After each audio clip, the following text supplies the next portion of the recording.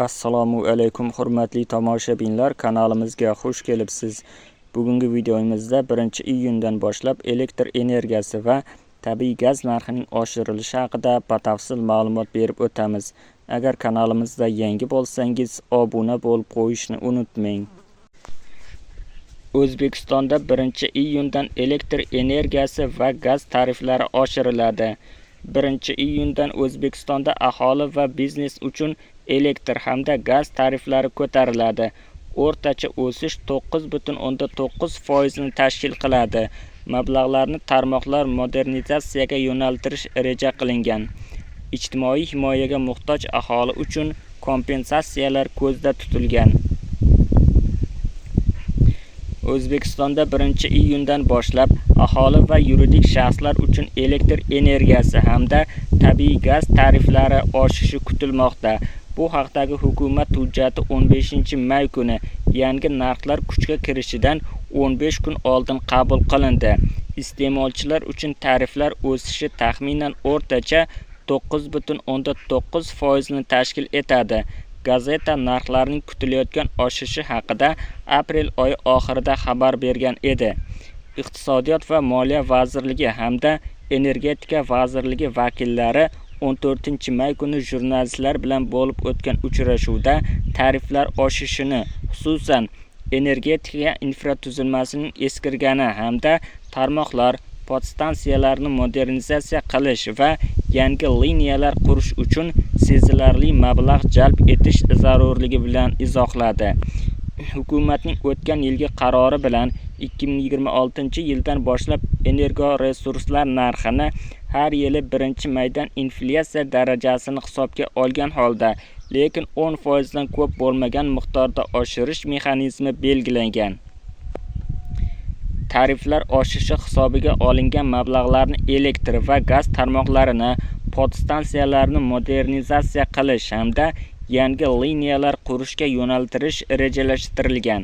Vazirlik vakillarining so'zlariga ko'ra, iste'molning o'sishi, xususan konditsionerlar, maishiy texnika va elektromobillar soni ortishi fonida energiya tizimi ishonchliligini ta'minlash uchun bunday investitsiyalar zarur hisoblanadi. Tariflar qanday o'zgaradi? Maishiy iste'molchilar uchun 1 kWh elektr energiyasi narxi quyidagicha belgilanadi. 200 kWh-gacha 1 kWh uchun 600 so'mdan 650 so'mgacha 8,3%. 201 kWdan 500 kWh-gacha 800 so'mdan 900 so'mgacha plus 12,5%. 501 kWdan 1000 kWh-gacha 1000 so'mdan 1100 so'mgacha plus 10%. 1001 kWdan 5000 kW-gacha 1500 so'mdan 1600 so'mgacha 6,7%. 5001 kWdan 10000 kWh-gacha 1750 so'mdan 1900 so'mgacha plus 8,6%. 10000 kWh-dan yuqori 2000 so'mdan 2200 so'mgacha plus 10%. Elektr plitalari bilan jihozlangan ko'p kvartirali uylarda yashovchi aholi uchun tariflar odatda bazaviy narxning 50% ni tashkil etadi.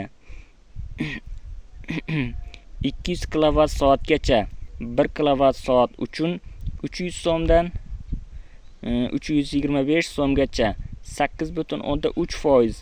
201 kWdan 500 kWh-gacha 400 so'mdan 450 so'mgacha 12,5%. 501 kWdan 1000 kWh-gacha 500 so'mdan 550 so'mgacha plus 10%.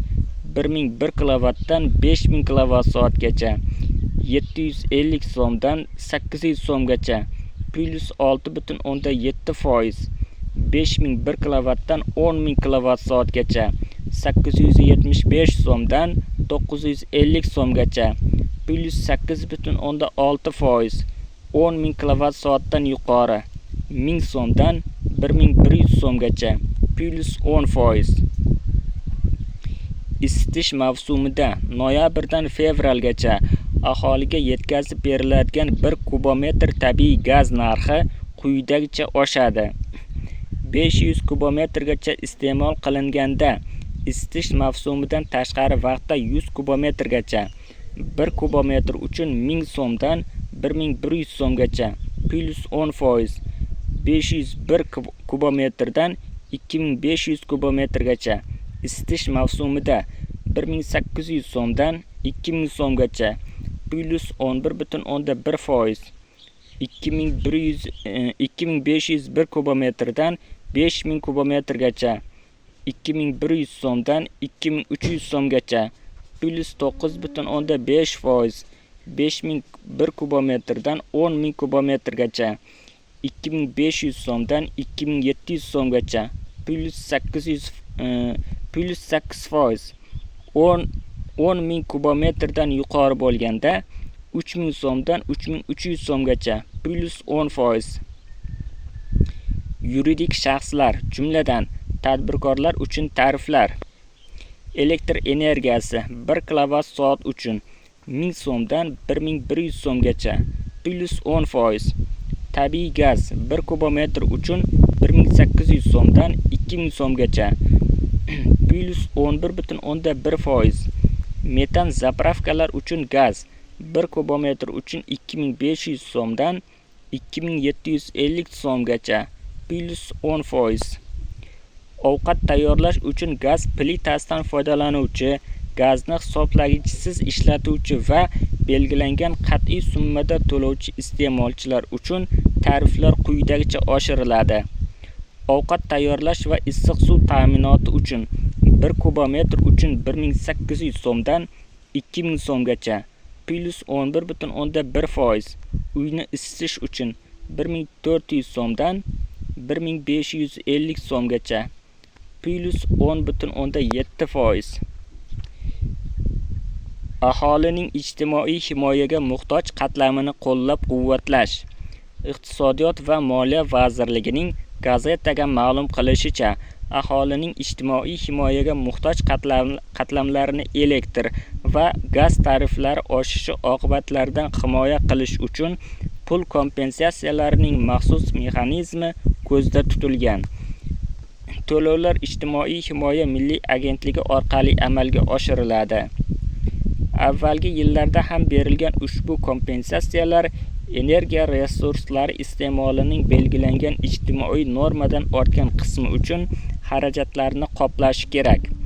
Elektr energiyasi bo'yicha davlat bazaviy me'yordan tashqari yana 150 kWh bo'lgan miqdor uchun haq to'lab berishga tayyor. Tabiiy gaz bo'yicha kompensatsiya limiti isitish mavsumida noyabrdan fevralgacha, me'yordan tashqari 250 kubometrgacha, yilning qolgan vaqtida esa 150 kubometrgacha bo'lgan miqdorni tashkil etadi. Iqtisodiyot va Moliya vazirligi vakilining so'zlariga ko'ra, davlat byudjetida ushbu mexanizmning uzluksiz ishlashi uchun mablag'lar allaqachon rejalashtirilgan. 2024-yil 1-maydan O'zbekistonda so'nggi 5 yil ichida 2019-yil avgust oyidan beri ilk bor elektr energiyasi va gaz narxlari oshirildi hamda iste'molning ijtimoiy normalari joriy etildi. Aholi uchun elektr energiyasining bazaviy tarifi ijtimoiy norma doirasida 1 kWh uchun 295 so'mdan 450 so'mgacha, plus 52,5%. Gaz narxi esa 1 kubometr uchun 380 so'mdan 650 so'mgacha, plus 71% ko'tarildi. Bunda iste'mol hajmi ortgan sari tariflar sezilarli darajada oshib boradi. 2025-yil 1-maydan boshlab tariflar yana bir bor oshirildi. Elektr energiyasining bazaviy narxi yana 33,3% ga oshib 1 kWh uchun 600 so'mni, gaz narxi esa 53,8% ga oshib 1 kubometr uchun 1000 so'mni tashkil etdi. Manba: gazeta.uz sayti.